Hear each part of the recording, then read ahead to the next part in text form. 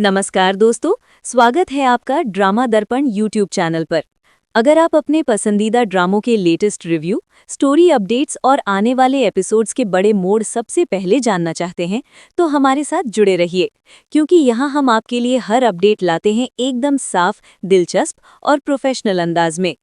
आज तुमसे तुम तक में कहानी ऐसा मोड़ लेने वाली है जहां आर्यवर्धन की बेचैनी साफ दिखाई देगी, क्योंकि अब अनु के सामने सिर्फ 2 दिन का वक्त है खुद को साबित करने के लिए। और आर्या को सबसे ज्यादा यही चिंता सता रही है कि आखिर अनु इतने कम समय में बड़े घर के तौर तरीके कैसे समझ पाएगी।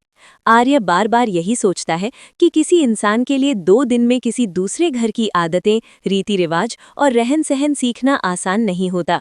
उसकी चिंता देखकर झेंडे उसे समझाता है कि अनु इतनी आसानी से हार मानने वालों में से नहीं है, वो जरूर कोई रास्ता निकाल लेगी। तभी आर्य के मन में एक तरीका आता है।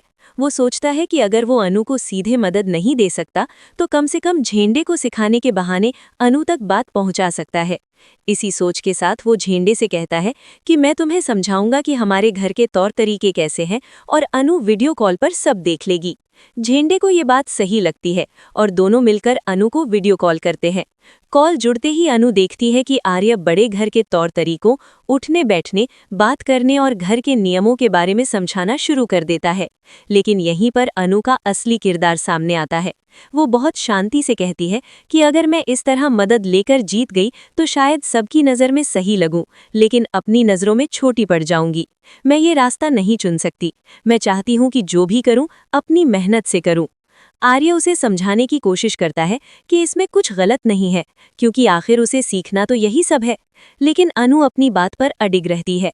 वो साफ कह देती है कि वो गलत तरीका अपनाकर ये परीक्षा पास नहीं करना चाहती। आर्य भी आखिरकार उसकी बात मान लेता है, लेकिन उसके चेहरे पर चिंता और बढ़ जाती है। फोन कटने के बाद वो झेंडे से कहता है कि देखा, मैंने कहा था ना, अनु बिल्कुल अलग है। वो जीतना चाहती है, मगर ईमानदारी से।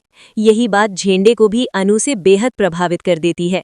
दूसरी तरफ अनु के घर पर विपिन और सिमरन उससे मिलने आते हैं। वे भी हैरान हैं कि आखिर 2 दिन में इतना सब कैसे सीखा जा सकता है। वे कहते हैं कि अगर आर्य मदद करना चाह रहे थे तो तुम्हें मान लेना चाहिए था। लेकिन अनु फिर वही जवाब देती है कि वो अपने दम पर कोशिश करेगी, क्योंकि वो चाहती है कि जब हर्षवर्धन उसे स्वीकार करे तो पूरी सच्चाई और विश्वास के साथ करे। उधर मानसी और मीरा इस पूरे मामले को लेकर बहुत खुश नजर आती हैं। दोनों को पूरा भरोसा है कि अनु इस परीक्षा में सफल नहीं हो पाएगी।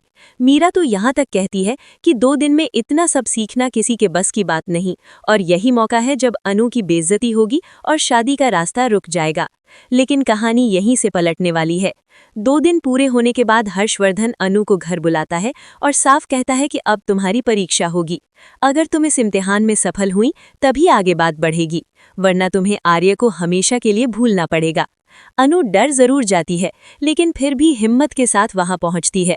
उसे लगता है कि शायद वो सब कुछ ठीक से न कर पाए, मगर जैसे ही हर्षवर्धन उसे एक एक काम करने को कहता है, चौंकाने वाली बात ये होती है कि अनु के हाथों से सब कुछ बेहद सहज तरीके से होने लगता है।